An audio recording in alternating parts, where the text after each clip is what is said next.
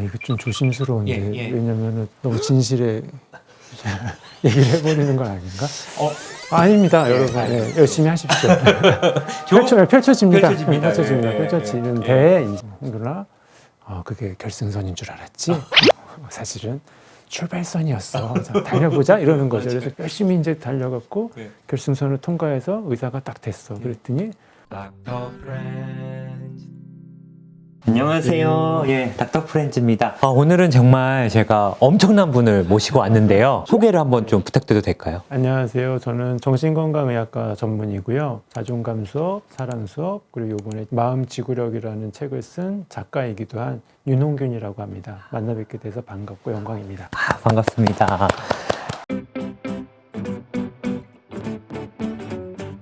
정말 이 자존감 수업이라는 책은 진짜 많이들 읽어보셨을 거고, 안 읽으신 분들도 아마 집에 한 권씩은 분명히 두고 계셨을 것 같거든요. 저도 한 두세 번 정도는 읽었던 것 같고, 특히 저는 에필로그 부분을 너무 좋아합니다. 선생님이랑 저랑 또 인연이 있었던 게 2018년도에 제가 전주 마음사랑병원에서 봉지기 월급쟁이 의사로 일을 하고 있을 때 선생님이 병원 직원들 상대로 강연해 주시러 이렇게 오셨었는데, 제가 약간 사진이 있을지 모르겠는데 개 선생님 옆에서 이렇게 수줍게 이렇게 사진 찍은 기억이 나거든요. 그 강의도 너무 감명 깊게 들었고, 그때는 제가 막 유튜브를 많이 활동할 때가 아니어서 그때 전혀 몰랐어요. 맞아요.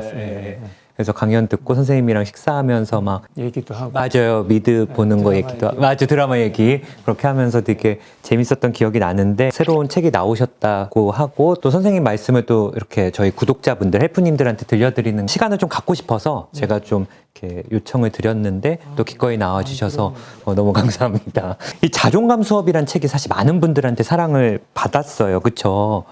네, 과분한 사랑을 받았죠. 출간 이후에 강연도 많이 다니시고 독자분들을 만날 기회도 좀 많으실 것 같은데, 책 출간 이후로 약간 독자분들한테 가장 많이 받은 질문이 뭔지 한번 여쭤봐도 될까요? 선생님 힘드시겠어요. 바쁘시죠? 얼마나 힘드실까. 이렇게 저를 걱정해 주시는 분들이 많아서 참 따뜻하게 느껴지기도 하고 좀 지쳐 보이나 걱정도 되고. 실제로 지치셨었나요? 저는 몰랐는데 어느 날 문득 또 연말이 돼서 강연을 좀 해달라 강연 요청이 들어서 이번에 무슨 강의를 할까 하다가 연말도 되고 해서 좀 지치고 그럴 것 같아서 소진증후군에 대한 강의를 하게 됐어요. 그래서 준비를 하는데 좀 내기인 것 같아 점점. 그래서 강의를 하고 집에 돌아가면서 정말 내가 좀 지쳤나 보다. 좀 이제 좀 쉴 때가 된 것 같다. 내년에는 좀 쉬엄쉬엄 지내야겠다 생각을 하고 잠들었는데, 다음날 딱 일어나서 그러면은 요번에는 소진에 대한 책을 한 권 써볼까? 저도 일중독자라 가지고 그렇게 됐어요. 그래서 또 다음 책이 지치지 않고 내지는 지쳤다가도 다시 좀 끝까지 가는 힘에 대해서 또 흥미를 갖고 또 1년 동안 또 쏟아붓네요. 일중독자셔서 많이 지쳐있던 적도 경험해 보셨고, 또 거기서 이렇게 회복해 보신 경험도 있기 때문에 또 이런 마음지구력 같은 책을 쓰실 수가 있었던 거네요. 그렇죠. 저는 좀 글 쓰는 게 제가 막 잘나서 막 잘해서 시작된 글쓰기가 아니라 좀 잘해보고 싶어서 시작된 글쓰기라서 좀 부담 없이 그냥 쓸 수 있는 것 같아요. 그러면 자존감 수업이라는 책을 쓰신 것도 윤홍균 선생님이 자존감이 높아서 나는 뭐 대한민국에서 자존감 제일 높기 때문에 이 책을 쓸 수 있다, 이게 아니라 자존감이 많이 높았으면 안 썼죠. 그렇겠죠? 그냥 살면 되죠. 근데 어떻게든 높여보고 싶은데 잘 안 되니까 이 방법도 써봤는데 이거는 안 되고 이 방법을 써봤더니 이 방법은 좋고, 그러니까 이것도 내담자분들하고 얘기를 나누고 독자들하고도 얘기를 나눠보고 싶었던 글이지, 저는 글쓰기가 어떤 치유의 능력이 있다고 생각하기 때문에 그런 방식으로 글을 씁니다. 지쳐있다 말씀하셨는데 사실 저도 지금 지쳐있거든요. 우리 다. 욕심이 저도 많아서 12월에 연말에 막 여기저기 불러주시니까 감사한 마음에 또 막 다 강연도 해보고, 또 그러면서 어떤 건강을 더 지켜야겠다 이렇게 포기하고 싶지 않아서 저 생전하지도 않는 아침 운동을 막 주 5회씩 새벽 운동을 하다가 지금 대상포진이 와서 약을 먹고 있는 상황이거든요. 저도 많이 지쳐 있는 것 같습니다, 선생님. 이 책은 지친 분들을 위한 자기 개발 그리고 회복하는 방법을 알려주는 책인데, 일단은 내가 지금 지쳐 있는지도 모르는 분들도 많을 것 같아요. 저처럼 뭐 이렇게 뭐 몸에 어떤 문제가 생기지 않는 이상은 내가 지쳐 있다? 뭔가 지금 회복이 좀 필요하다? 이런 거를 우리가 어떻게 좀 판단할 수 있을까요? 어릴 때부터 우리가 열심히 사는 거, 근면 성실한 거, 막 지치더라도 투지를 막 불살르는 거를 미덕으로 삼고 살아왔기 때문에 정말 그랬던 것 같아요. 그렇죠. 내가 지쳤다라는 것을 받아들이는 게 되게 무섭기도 하고 창피한 일이거든요. 그래서 지침이 가슴 깊이 느껴지더라도 일단 부정을 좀 하고 봅니다. 아니라고 생각을 해요. 그러다 보니까 엉뚱한 방면으로 튀어나와요. 우리가 이제 알아야 될 거는 어떤 식으로 엉뚱하게 튀어나오느냐. 첫 번째는 지치면 싫다는 말을 많이 하게 돼요. 도저히 지쳐서 못하겠는데 못하겠어요 라는 말을 못하는 거예요. 나 그냥 싫어 이렇게. 그렇죠. 지쳐서 못하겠다는 말이 나오지가 않고, 그러면 혼날 것 같고 무시당할 것 같고, 그러니까 이건 내가 지쳐서 못하는 게 아니라 내가 싫어서 안 하는 거야. 이렇게 피해버린다는 거죠. 약간 합리화를 하는 건가요? 왜냐하면 이걸 내가 좋아하는 거라고 해버리면 책임을 지게 되거든요. 그러니까 책임을 지는 것을 회피를 하려다 보니까 싫은 것들이 많아집니다. 운동? 나 운동 싫어. 나 운동 원래 싫어해. 다이어트? 나 원래 싫어해. 나 돈 버는 거? 나 돈에 대한 욕심이 없어. 관심 없어. 관심 없어. 기본적인 욕구인데 싫다는 말로 회피를 자꾸 하게 되는 증상이 있어요. 두 번째는 자꾸 질문이 늘어나요. 질문이요? 네. 평상시 같으면 그냥 회사 다녀. 그냥 우리 같은 경우 출근해. 그런데 내가 지치다 보니까 자꾸 본인한테 물어봐요. 내가 이걸 왜 해야 되는 거지? 맞네요. 이걸 내가 왜 이러고 있냐? 맞아요. 이거를 자꾸 물어봐요. 그리고 좀 더 철학적인 문제, 고상한 문제. 도대체 인류 5천 역사상 아무도 풀지 못한 문제. 뭐죠? 혼자 사는 게 나을까? 같이 사는 게 나을까? 인간은 왜 살아야 되는 걸까? 내 삶의 의미는 무엇일까? 이거 아무도 몰라. 소크라테스도 몰랐던 거를 본인한테 자꾸 질문을 던져요. 이게 왜 그러냐? 이거는 내가 자꾸 부정적인 감정이 올라오니까 슬퍼지고 괴로워지고 화가 나니까 호기심으로 잠깐 좀 도피를 하는 거예요. 호기심은 좀 중립적이거든요. 그래서 지친 분들의 특징 중에 하나가 막 무언가 공부를 많이 열심히 하시는 경우도 있어요. 이 감정을 좀 배제하고 좀 지식화를 늘리기 위해서 막 공부도 하고 아까 선생님처럼 지쳐서 쉬어야 되는데 갑자기 막 운동도 하고. 오히려. 그러니까 이것까지는 좀 어려울 수 있는데 세 번째 조금 쉬운 방법이 있어요. 뭐가 있어? 누군가 얘기를 해줘요. 선생님한테 좀 지쳐 보여요. 나도 그렇고 내가 지치면은 주변에서 다들 관심이 있잖아요. 그래서 지쳐 보인다.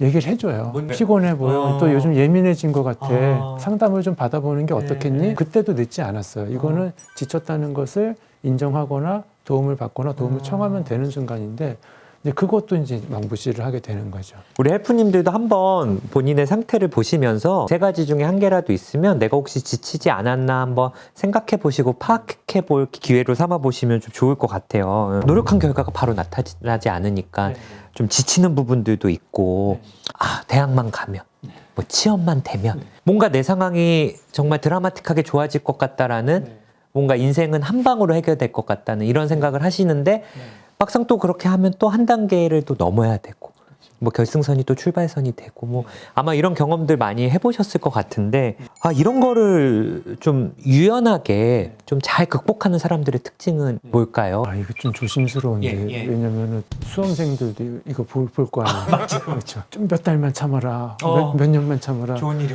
그럴 것이다. 뭐 연애, 뭐 아르바이트, 여행, 너 이제 원하는 거 다 할 수 있다. 대학만 가면 막. 그래서 여기까지 끌고 와서 선생님의 유튜브를 보고 있었는데 너무 진실에 얘기를 해버리는 건 아닌가? 아닙니다, 여러분. 열심히 하십시오. 펼쳐집니다. 펼쳐지는데 이제 허니문 피리어드라고 하잖아요. 그게 끝나고 나면 열심히 달려서 결승선이라고 들어갔어. 20살 때 여기까지 들어갔을 때 됐다. 나의 탄탄대로가 열리겠구나 했었는데 선배님들이 얘기를 해주는 거죠. 누나, 그게 결승선인 줄 알았지? 사실은 출발선이었어. 자, 달려보자 이러는 거죠. 그래서 열심히 이제 달려갔고 결승선을 통과해서 의사가 딱 됐어. 그랬더니 이제 됐구나. 그래서 또 끝나서 쉬고 있었더니 또 선배들이 다가와서 홍균아 미안한데 결승선인 줄 알았지? 이제부터 시작이야. 맞아. 사실 그게 네. 계속 이제 되잖아요. 맞아요. 그리고 네. 자꾸 실패를 반복하시는 분들은 네. 중간에 고비가 오거나 실망하면은 실패.